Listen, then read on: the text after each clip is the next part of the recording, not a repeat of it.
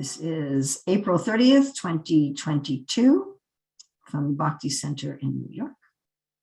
And we are reading from Śrīmad-Bhāgavatam, Canto 10, Chapter 3, The Birth of Lord Krishna, Text 24.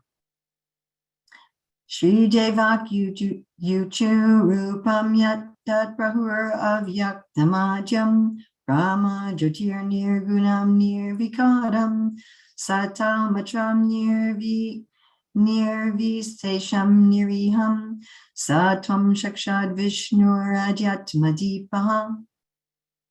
Shri Devaki Uchaha. Shri Devaki said, Rupam, form or substance, Yattat, because you are the same substance. Prabhu, you are sometimes called. Avyaktam, not perceivable by the material senses. And then it's funny, Prabhupada does this a couple of times. He puts in parentheses, Atashri Krishna Namadi Nabaved Graham Indriya. Adyam, you are the original cause. Brahma, you are known as Brahman. Jyoti, light. Nirgunam, without material qualities. Nirvikaram, without change, the same form of Vishnu perpetually. Satam matram, the original substance, the cause of everything. Nirvishesham, you are present everywhere as the super soul. And then Prabhupada also explains here, within the heart of a human being and within the heart of an animal, the same substance is present. Niriham, without material desires. Saha, that supreme person. Tvam, your lordship. Sakshat, directly. Vishnu, Lord Vishnu. Adhyatma Deepaha, the light for all transcendental knowledge, and Prabhupada has in parentheses, knowing you, one knows everything, Kasmin Nu Bhagavato, Vignan Sarvam Idam, Vignatam Bhavati. Srila Prabhupada's translation. Shri Devaki said, my dear Lord, there are different Vedas, some of which describe you as unperceivable through words and the mind, yet you are the origin of the entire cosmic manifestation. You are Brahman, the greatest of everything, full of effulgence like the sun. You have no material cause. You are free from change and deviation, and you have no material desires. Thus, the Vedas say that you are the substance. Therefore, my Lord, you are directly the origin of all Vedic statements. And by understanding you, one gradually understands everything. You are different from the light of Brahman and Paramatma, yet you are not different from them. Everything emanates from you. Indeed, you are the cause of all causes, Lord Vishnu, the light of all transcendental knowledge. Srila Prabhupada's purport. Vishnu is the origin of everything, and there is no difference between Lord Vishnu and Lord Krishna because both of them are Vishnu Tattva. From the Rig Veda, we understand Om Tad Vishnu Padamam Padam. The original substance is the all-pervading Lord Vishnu, who is also Paramatma and the effulgent Brahman. The living entities are also part and parcel of Vishnu, who has different energies. Prastya Shaktir Vividai Vishruyute Swabhaviki Jnana Bala Kriyacha. CC Madhya 1365 purport. Vishnu or Krishna is therefore everything. Lord Krishna says in the Bhagavad Gita 10:8, Aham sarvasya prabhavo mata sarvam pravartate. I am the source of all spiritual and material worlds. Everything emanates from me. Krishna, therefore, is the original cause of everything. Sarva karana karanam, Brahma Samhita 5:1. When Vishnu expands in his all-pervading aspect, we should understand him to be the Nirakara Nirvishesha Brahma Jyoti. Although everything emanates from Krishna, he is ultimately a person. Aham adir hi devanam, Bhagavad Gita 10:2. He is the origin of Brahma, Vishnu, and Maheshwar, and from them, many other demigods have manifested. Krishna therefore says in the Bhagavad Gita 14:27, Brahmano hi pratistaham, Brahman rests upon me.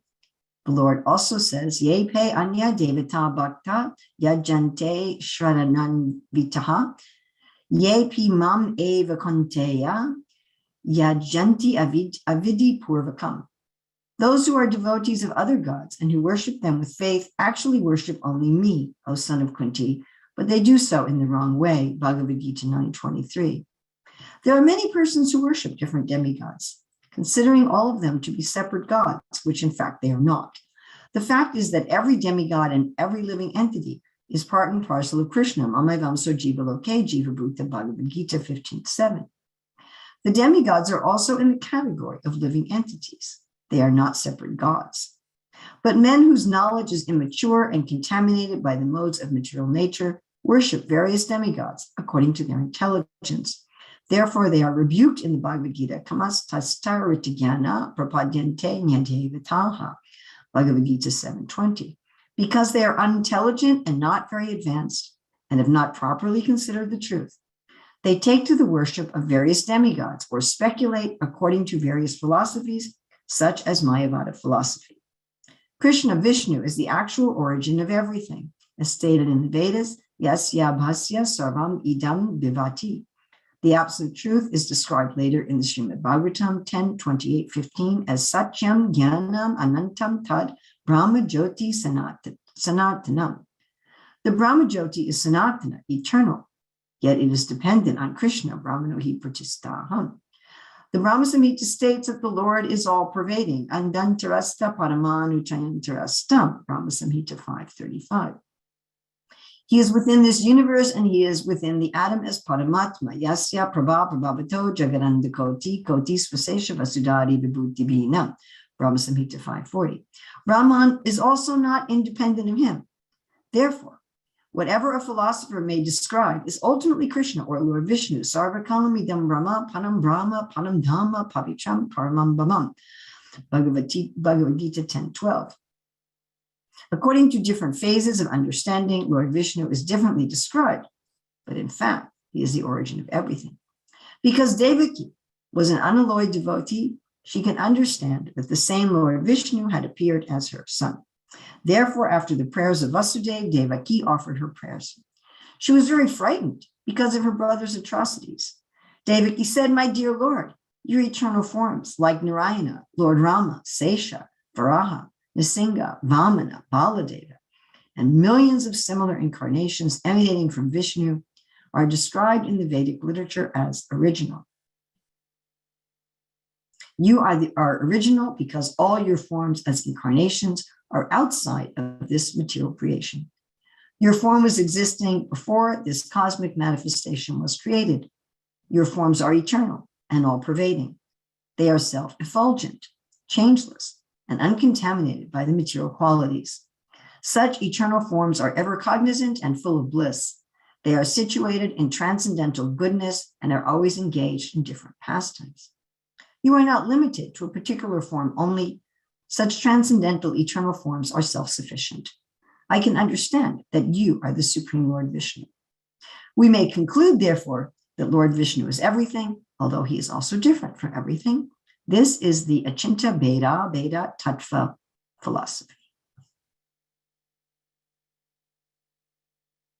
Shidevyakyuchu Rupam Yat Tat Prabhur Avyaktam Adya Brahma Jyotir Nirgunam Nirvikaram Satamatram Nirvishesham Nidiham Sattvam Sakshat Vishnur Adhyatma Deepa.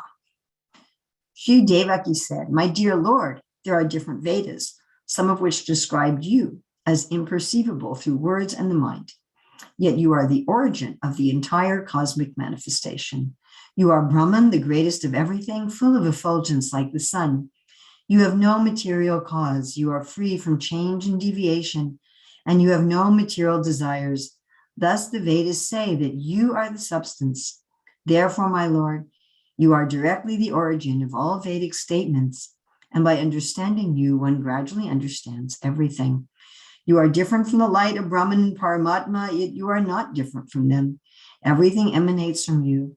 Indeed, you are the cause of all causes, Lord Vishnu, the light of all transcendental knowledge." So Srila Prabhupada ends this purport after talking about the nature of the Lord, the nature of the Lord's energies, the nature of the Lord's relationship with the demigods, and the living entities in general, the Brahma Jyoti. He ends by saying the conclusion is Atincha Bheda Tattva. So I thought today we'd speak a little bit about Achinta Bheda Tattva.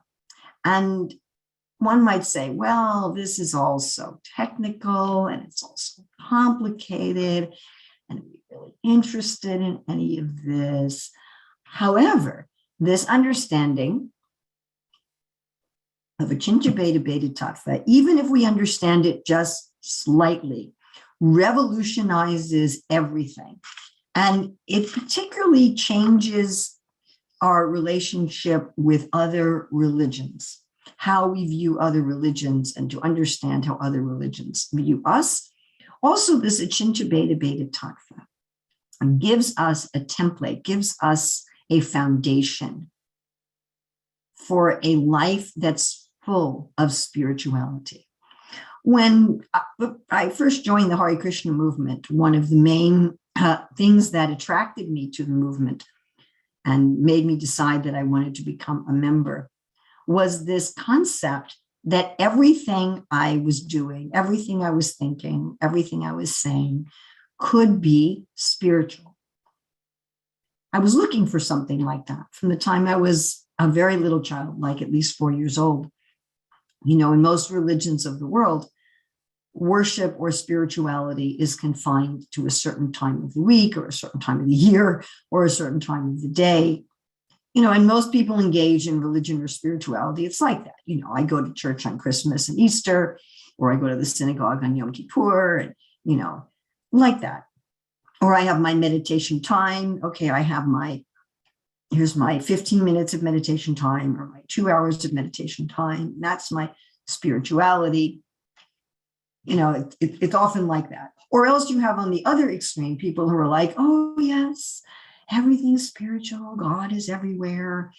When I was in college, I remember trying to present Krishna consciousness to some of the other students. And I remember one student saying, I don't need to take up a spiritual practice because everything I do is spiritual. He's there smoking. And I said, you know, is your cigarette smoking spiritual? Oh, yes, that is also spiritual.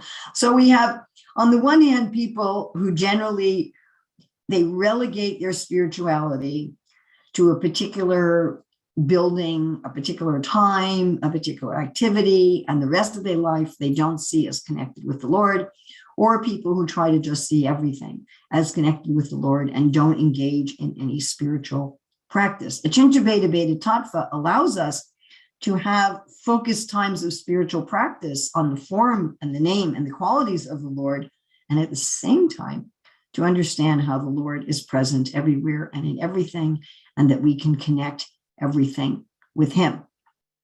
And again, this understanding is practical not only for our own spiritual life, but also is crucial to understand other systems of religion, how they may see us, how they relate to us, and how we can relate to them. All right, so we're going to look, first of all, at the problem of pure oneness. Then we're going to look at the problem with pure difference. Then we're going to look at the beauty of Achintya Bheda Bheda Tattva, and we're going to look at what Achintya Bheda Bheda Tattva is not. All right, the problem with pure oneness. So we've already touched on this with my old former college student friend who thought that because God is everything and everything is God and God is everywhere and everywhere is God, that therefore he could smoke cigarettes and be spiritual. And this is, of course, a very common misapplication of the idea of pure oneness. And Srila Prabhupada, we note in today's purport, talks about demigod worship. So why is he talking about demigod worship? So people who have an idea of pure oneness also think that all living entities are completely God. And we'll often find, interestingly enough, a conception of pure oneness along with a conception of demigod worship. Why not? You know, if everything is God and God is everything and everyone is God and God is everyone, then I can worship the demigods also. They're also gods. Everything is one. And of course, the problem with this is how are you going to develop a loving relationship with God? Somebody one of my friends just wrote me this morning and asked, is sex really the highest pleasure for everyone? And I said, well, it's not exactly that. It's that everybody wants to love and be loved. That's what everyone wants. Even animals are like that. Honestly, even trees are like that.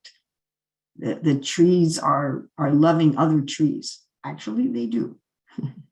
In a natural forest, the trees talk to each other chemically, and they feed each other underground.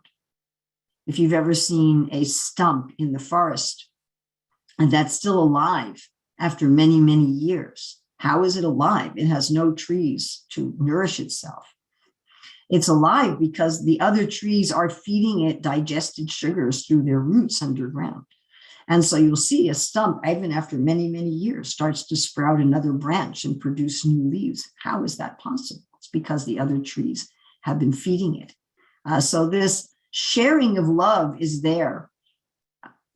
And I was saying to her, for many people, they consider a sexual act to be a supreme way of loving and being loved. But what one wants is to love and be loved.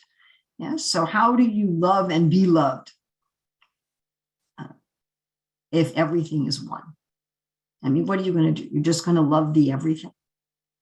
Like Prabhupada would talked about the universal form. How are you going to love the universal form? It becomes very difficult. If you're just seeing that the universe is the body of God, this has become very popular nowadays, that people refer to God as the universe. Oh, the universe will work it out, right? This is very common in modern spirituality. But how are you going to have a loving relationship with the universe? What does this mean? You're going to embrace all the stars? You're going to offer flowers to Alpha Centauri?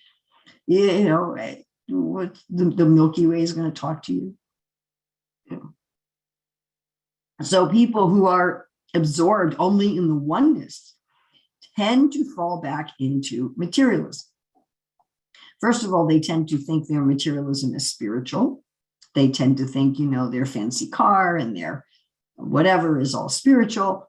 And they also, because of wanting loving relationships, because of wanting some idea of separateness, I can't have a loving relationship unless there's me and you. If there's just me and me, how is that a loving relationship? I mean, we talk to ourselves sometimes. Yes, all of us talk to ourselves sometimes.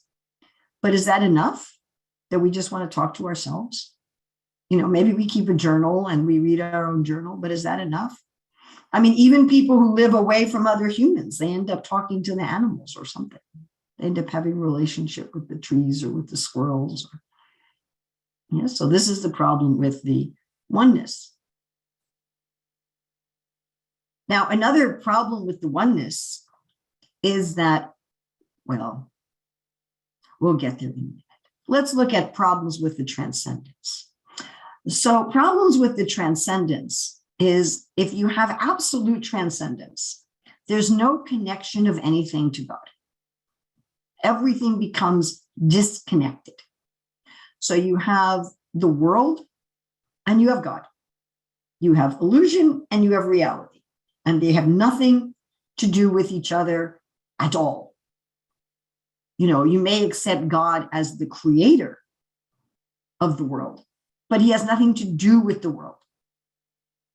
Like sometimes we make something and then we sell it to someone and we forget all about it. Or we give it away to someone and we forget all about it. We don't keep any connection with it. So they see like that. And those who propagate pure transcendence, they bring out a problem with oneness. And here we come to looking at the view of other religions.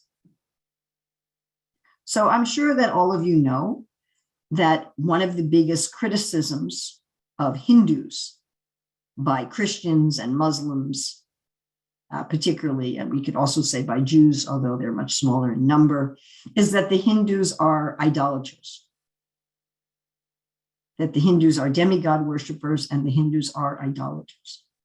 So just like in our Krishna consciousness movement, we consider the worst offenders to be the Mayavadis, those who say that Krishna is material, and that we can become Krishna. We consider these the worst offenders. So among the Christians, the Muslims, and the Jews, they consider the idolaters to be the worst offenders. And they very much connect this with the concept of oneness. So as I'm sure all of you know, that originally Christianity wasn't a particular church, and then it became the Roman Catholic Church, the Eastern Orthodox Church, and then there was the Protestant Revolution, Protestant Reformation. And the Protestant Reformation, to a large extent, was opposed to the concept of having any idea of form.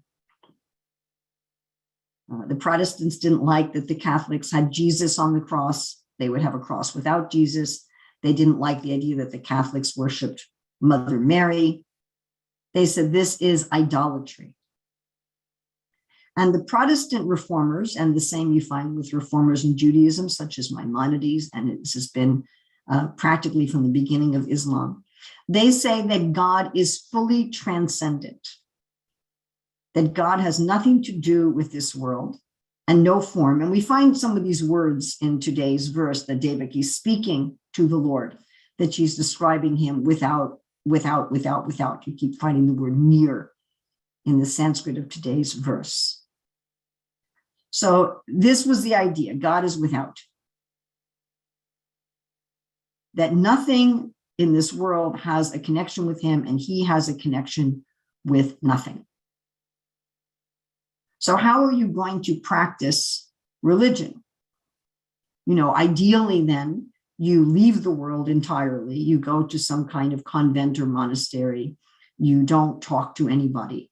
You take a vow of silence, and you simply engage in prayer all day long, because anything you do in the world is disconnected from God. Of course, even then you have to bathe and you have to eat and like that. So they do that just as austerely as possible. Like they'll eat super austere food and they wear super austere clothing and so forth, because anything with the world is contaminated. Of course, most people can't live a life like that. And so they make some provision for people in general, but still this idea is that one should spend as much time as possible simply in connection with the transcendence. And the main criticism of those who follow the Vedas is this concept that, well, everything is divine, as Prabhupada quotes, I think twice in today's purport, Sarva Kalamidam Brahma, that everything is divine. They say, no, everything is not divine. Divine is only separate from everything.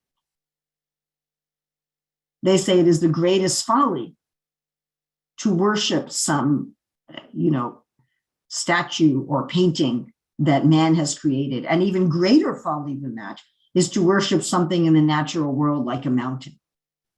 So like our worship of Govardhan, our worship of Govardhan Shilas, our worship of Shalagram Shilas, such people would consider the most primitive, most degraded, and most idolatrous form of religion. That one is seeing the natural world as being divine. Any concept of demigods, concepts that there's a sun god and a moon god, is again ascribing, according to these people of pure transcendence, mistakenly ascribing divinity to what is a mechanical universe.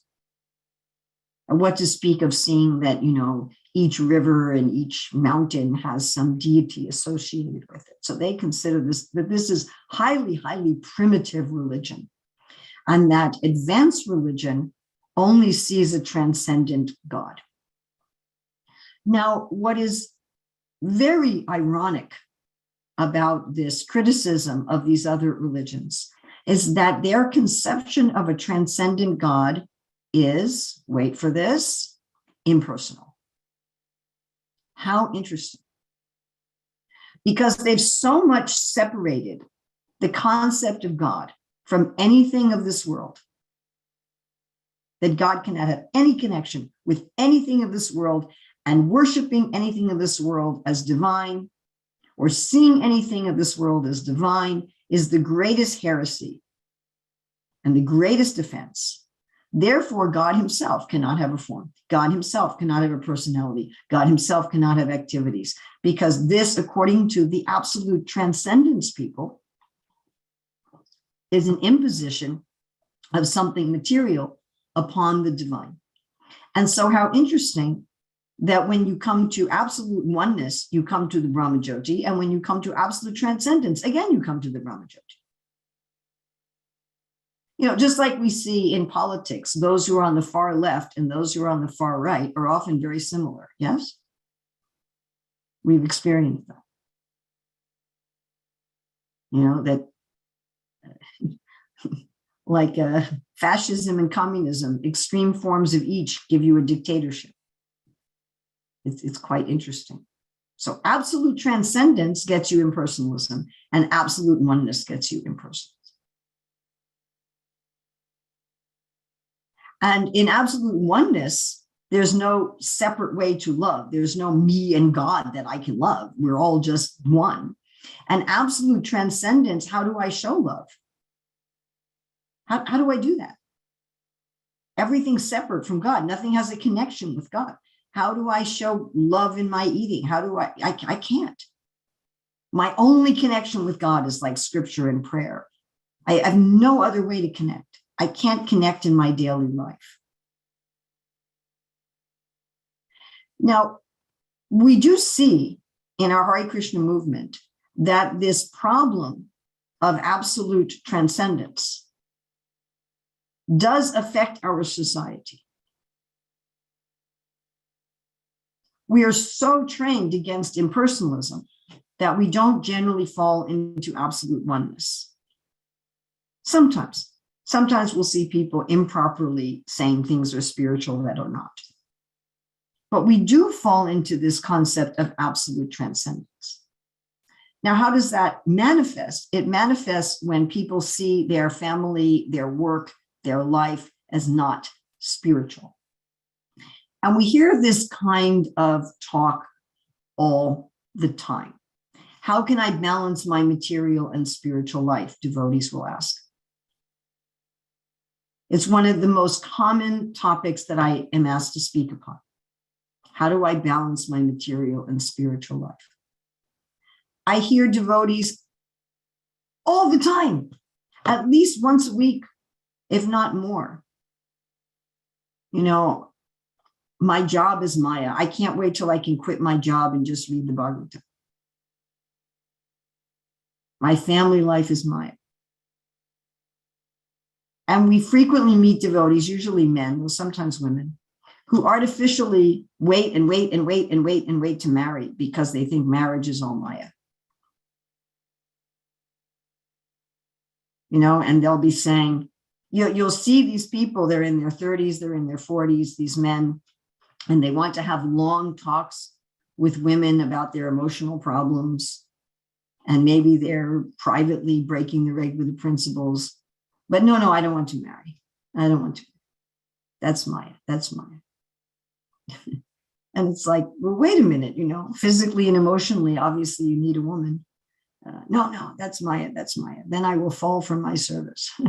So we run into this over and over and over. Or once people get married, it's still going on. This is not just something that happened in the 80s. We still find people get married and the husband is like, oh, my wife is just Maya. My husband is just Maya.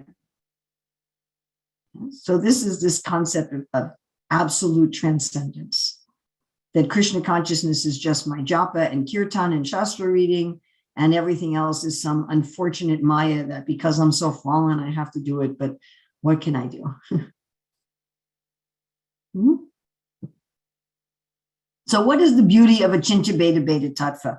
Those who criticize the Vedic followers for worship of the deity, what to speak of worship of stones, they don't understand the beauty of Achintya Bheda Bheda Tattva. And I would suggest that there are many people in our Krishna consciousness movement who also don't understand the beauty of Achintya Bheda Bheda Tattva. So that Krishna is everywhere and everything means that we can find the divine in everywhere and in everything. There's a BBT book called Divine Nature about ecology. Why take care of the world if it's not divine nature? Daivi Esha Gunamayi, Krishna says. This is my divine nature. Everything is divine. There is nothing that is disconnected from Krishna. There is nothing that is not Krishna, in fact. Everything is Krishna. Krishna is not different from his energies. His energies are not different from him. Therefore, everything is full of life. In the beginning of taking up Krishna consciousness, we make this firm distinction. The body is material, the soul is spiritual. That's necessary. However, even our body is Krishna's energy. Therefore, ultimately, it is also spiritual. Our chairs, our tables, our cars, all inanimate objects are also full of the divine.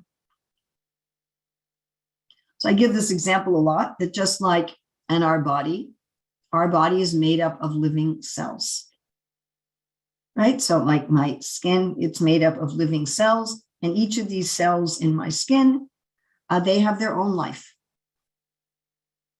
They do, they have their own life. They're eating, they're sleeping, they're mating, and they're defending. At the same time, I am there. I am the big soul in the body. So my little skin cell is aware of itself, and I am also aware of it, both. Then there's also parts of my body that are no longer alive in and of themselves, like my hair. So this part of my hair, there's nothing in there that's alive, but I am aware of my hair. Yes? If you touch my hair, you touch my bun, I'm aware of it. Or the ends, well, I just cut my fingernail, so there's nothing there. But the ends of our fingers, the white part of our fingernail, it's dead. So it's not conscious of itself, but I am conscious of it. So we have beings that are jivas, like you and I. We are conscious of ourselves. We are conscious of our own existence. And Krishna, as the super soul, the Paramatma, is also conscious of us. So I hear my own thoughts, and Krishna hears my thoughts. I perceive my actions, and Krishna perceives my actions. When it comes to something materials, okay, like my phone, and we say this is material, my phone has no awareness of its own existence. However, Krishna has an awareness of its existence. Now, I have an awareness of its existence from the outside. I can see it, I can touch it, and of course I can turn it on and do things with it. But Krishna's awareness of it is not exactly limited to that, because Krishna is also within every atom, as Prabhupada quotes in today's purport, Andantarasta Paramanyutayantarastam. So if Krishna is within every atom of this phone, if he pervades this phone as part of his energy, that means when I touch this phone, the phone isn't aware that I'm touching it, but Krishna can feel that I'm touching it. Does everybody follow that? Yes? So if I touch my nose, I'm aware that I'm touching my nose, and Krishna is aware that I'm touching my nose. I can feel it and he can feel it. If I touch the phone is not feeling it, but Krishna is feeling it. So the distinction between matter and spirit is that matter is not aware of itself and spirit is aware of itself. But Krishna, as the Supreme Spirit, is aware of everything, and therefore, in that sense, everything is spiritual. Because everything is spiritual, everything has a super consciousness. The universal form is the Lord's material body, and the Lord is fully conscious of everything in that body. He is the soul of the universe. Nice prayers by Queen Kunti in that regard. You are the form of the universe, and you are the soul of the universe. And therefore, our lives can be filled with divinity.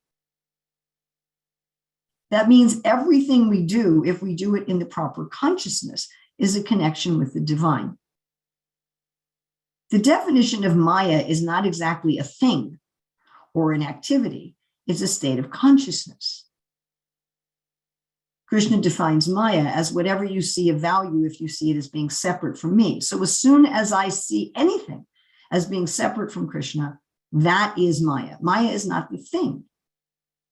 Now, we might say, well, why do we prohibit certain activities like intoxication, illicit sex, meat eating, and gambling if nothing is Maya in and of itself? Well, because certain activities put us in a state of seeing things as separate from Krishna. If I'm engaging in intoxication, illicit sex, meat eating, and gambling, then my ability to see Krishna everywhere becomes impeded. It's not that certain things in and of themselves are Maya. Dead animals are not Maya. They're just, when you eat them, you lose your ability to see the divine. Does this make sense to everybody? Yes?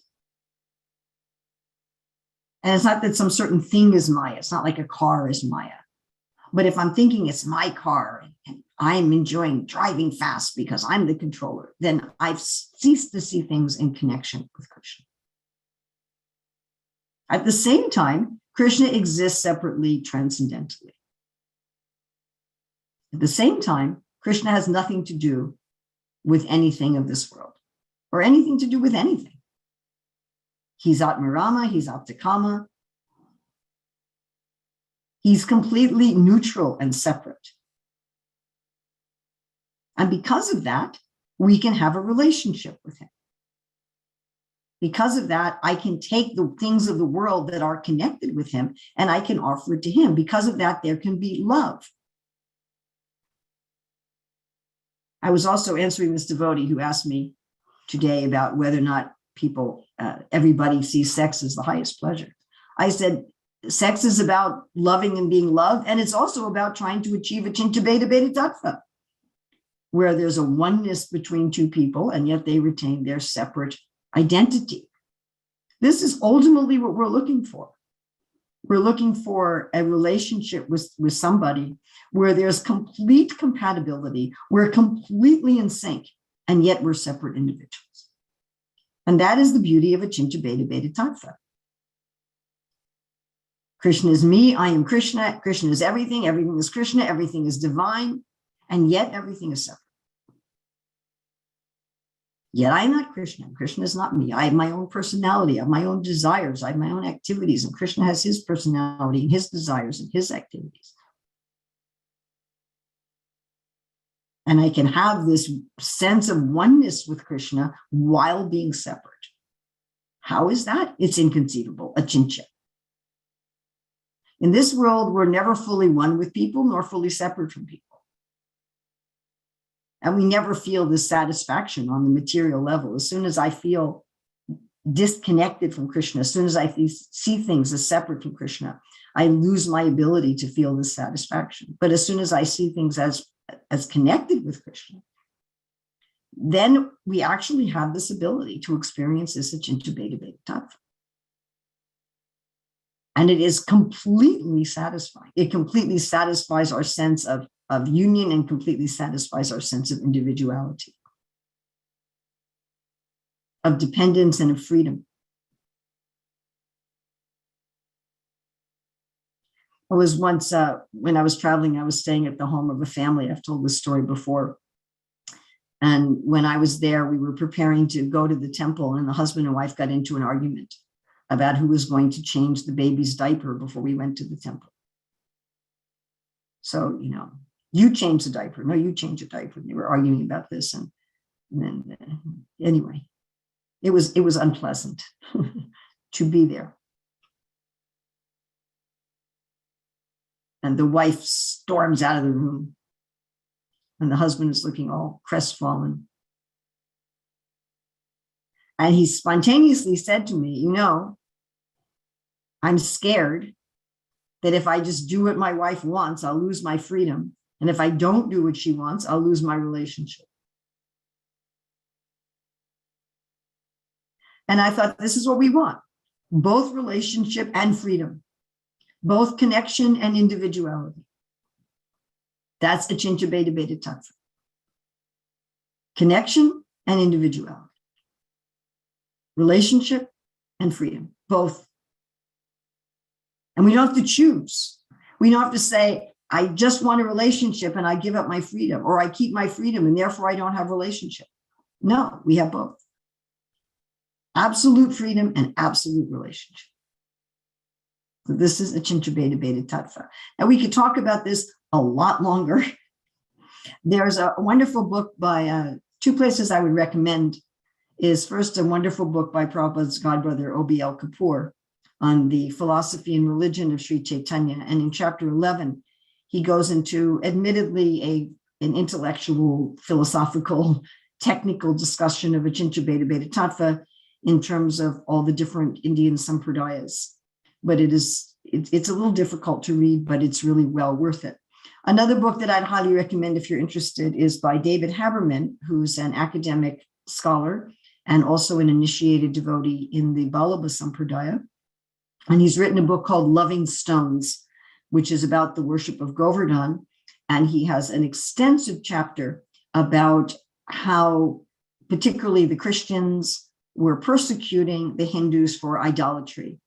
And this view of the Protestant Christians against idolatrous persons, and with the concept of their concept of extreme transcendence and their complete condemnation of the concept of oneness, of the concept of immanence. So what is Achintya Bheda Bheda not? Achintya Bheda Bheda Tattva is not a way of explaining all unexplainable things. So in my introduction, it was said how I was involved with the Shastric, I am involved with the Shastric Advisory Council in teaching hermeneutics. Hermeneutics is the system by which one understands the statements of Guru, Sadhu, and Shastra in general, but especially dealing with difficult statements or statements that appear to be contradictory. And Achintya Bheda Bheda Tattva is not your, it's just all Achintya Bheda Bheda Tattva. Okay, well, over here in the scripture it says this, and over here in the scripture it says this. These things appear to contradict each other. What do we do about things that are apparently contradiction? Achintya Bheda Bheda Tattva. That's not what it means. Achintya Bheda Bheda Tattva does not mean that anything that appears to be confusing, difficult, contradictory, mutually exclusive, paradoxical is all explained. Well, it's simultaneously and inconceivably the same and different. No, that's not what it means at all. Achintya Bheda Bheda Tattva means the Lord and his expansions, the Lord and the jivas, the Lord and the world, the jivas and each other, the jivas and the world. That all these things are simultaneously divine and in oneness and separate and individual. That's what it means. So that should be understood very clearly. All right, so we looked at the problem with just pure oneness, the problem with just pure transcendence, the beauty of Achintya Bheda Bheda Tattva, how we don't apply Achintya Bheda Bheda Tattva. And from this, we can understand the unfortunate position of religions that take a position of absolute oneness or absolute transcendence, that they really cut themselves off, not only from interfaith dialogue, real interfaith understanding, but they also cut themselves off from the richness of spiritual life. And if we understand these things properly, our own life will be full of divinity and at the same time full of an individual relationship of love with the Lord. So we can stop here. We have just a few minutes for questions, comments, additions, subtractions, chastisements. Okay. Do you have a chastisement for Urmila? Oh, never. I was just going to ask, you have the two categories of absolute oneness and absolute transcendence. And we have in the pranam mantras, nirvishesha, which means impersonalism, and shunyavadi, which means voidism. So which of the two of those are related? Are they kind of the same, or are they in some separate category? Thank you. I'm very glad you brought that up.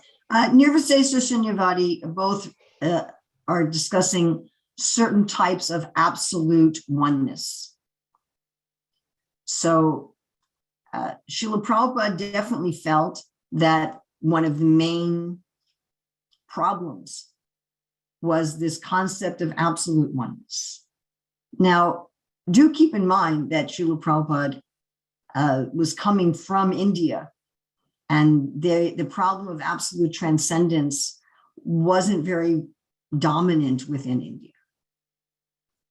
I mean, there's a few groups in India that have taken up the cause of absolute transcendence, and all of them admit to being strongly influenced by Protestant Christianity. So Srila Prabhupada saw that the main difficulty with Krishna Bhakti was concepts of absolute oneness. Frankly, for those of us in predominantly Protestant countries or from a Protestant, Islamic, or Jewish background, absolute transcendence is also a problem. But also keep in mind that absolute transcendence ends up with impersonalism. And this I found, especially reading this in David Haberman's book, I found this amazing. If you take transcendence to the ultimate degree, you end up also with impersonalism.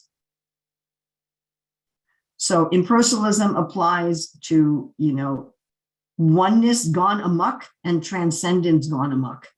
They both take you away from personality. It's kind of like a circle where you end up at the same place, although you appear to be going in opposite directions.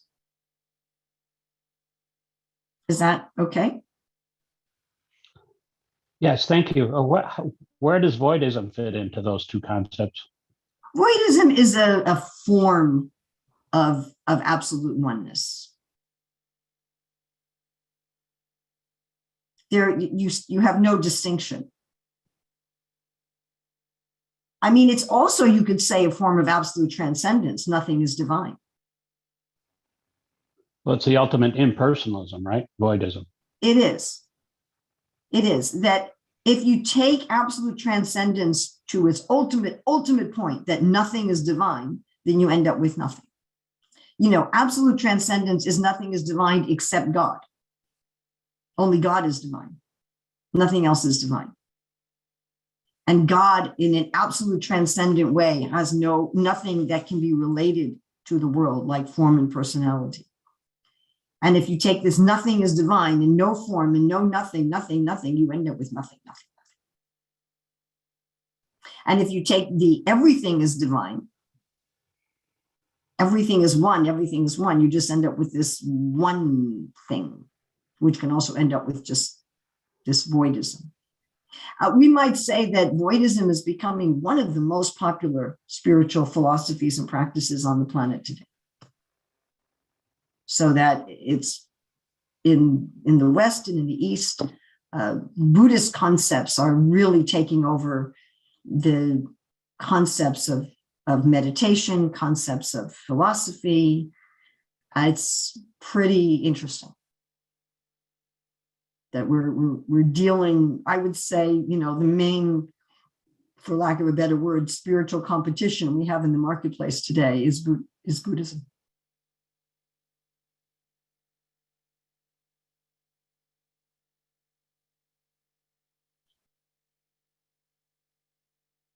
Thank you. I'm so glad you asked that. Anybody else? Yes.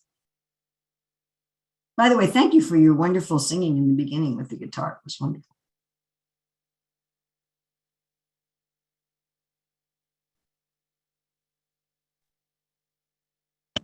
Urmila Devi, what is OBL Kapoor? Why is his name like that? OBL.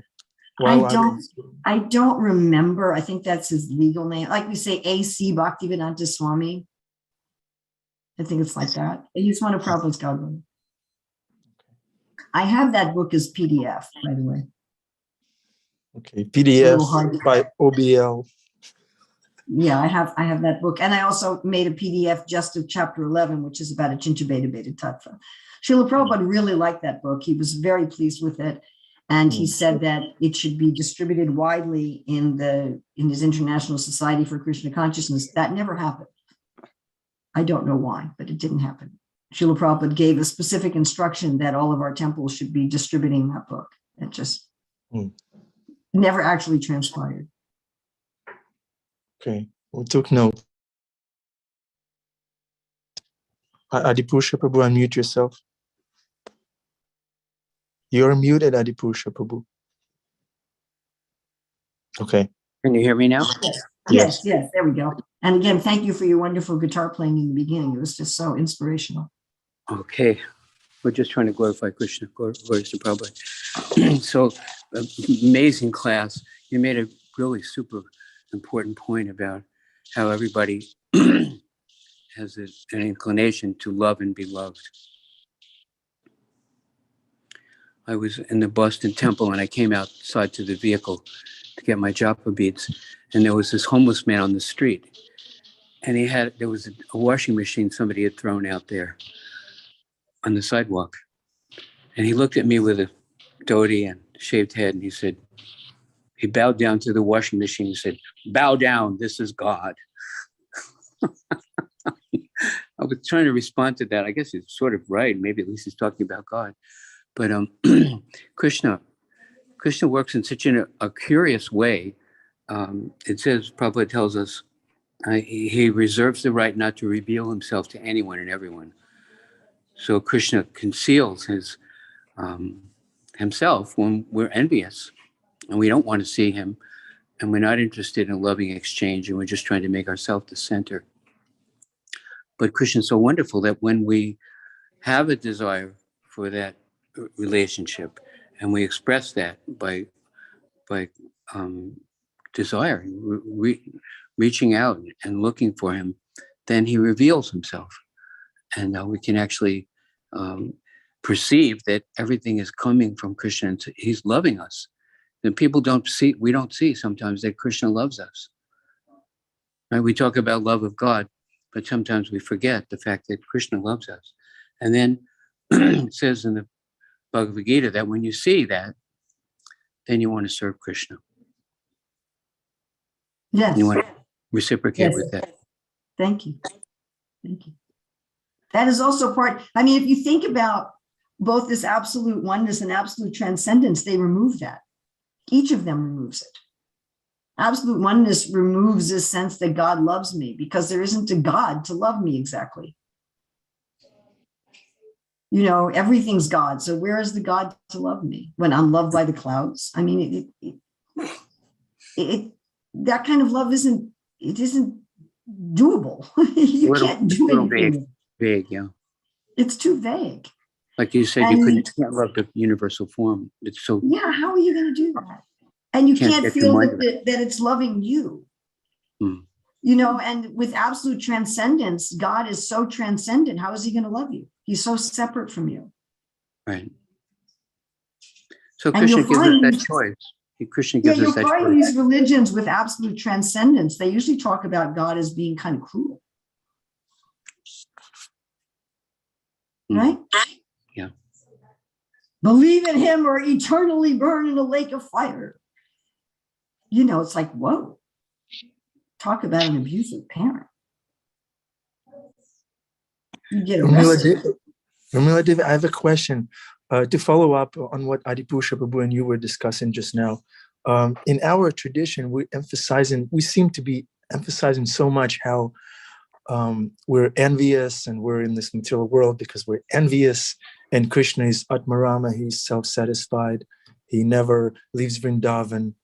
And are there any verses or scriptural references that are illustrating how Krishna loves us? Because, you know, he's self-satisfied. What does he need us for? Where do we fit in? Is there any Shastric reference? Yeah, many. You know, the verse at the end of chapter 5 in the Bhagavad Gita, where Krishna says, "Et suridam sarvabhutanam." Surid. Rid is the heart. Su is dear. That Krishna is very dear to the heart of every living entity. And there's so many verses where Krishna says, "I am the friend who I don't envy anyone. I don't have any favorites, but yet I am a friend to everyone." So this is a recurring theme throughout the Shastra. Yeah, that's right. We are loved. That's right. We are loved. And that is real love. You know, in illusion, when I'm loving, frankly, it's not real love because I think I need something from you. I'm feeling some lack because I'm in illusion. I don't see Krishna everywhere. So I'm feeling some lack, and I'm coming to you because I want you to fill some lack in me. So that's not real love because I want something. I'm loving what I think you can do for me. At least there's some degree of that. With Krishna, because he's Atmaram and Aptakama, because he doesn't need anything, therefore he can love simply to love. That is actual love. That is so profound. You know, he loves us for no reason other than that he loves us. He has nothing to get from us. And when we are filled with that love, then we have nothing to get from anybody either. And we can also love with complete freedom. There's no strings attached. There's no agenda. You know, that's a material, and someone in material consciousness actually can't do that, because material consciousness means I see things as separate from God. When I see things as separate from God, I'm so small and I'm so insignificant that I'm in great need of so many things, you know, subtly and grossly. And therefore I cannot approach anything or anybody without some motive, because I feel I have to have. But if I'm filled with love, I can. So now we're going to greet the deities. Yes, it's 8 o'clock. Thank you very much. Thank you very much for this opportunity. Prabhupada ki jai.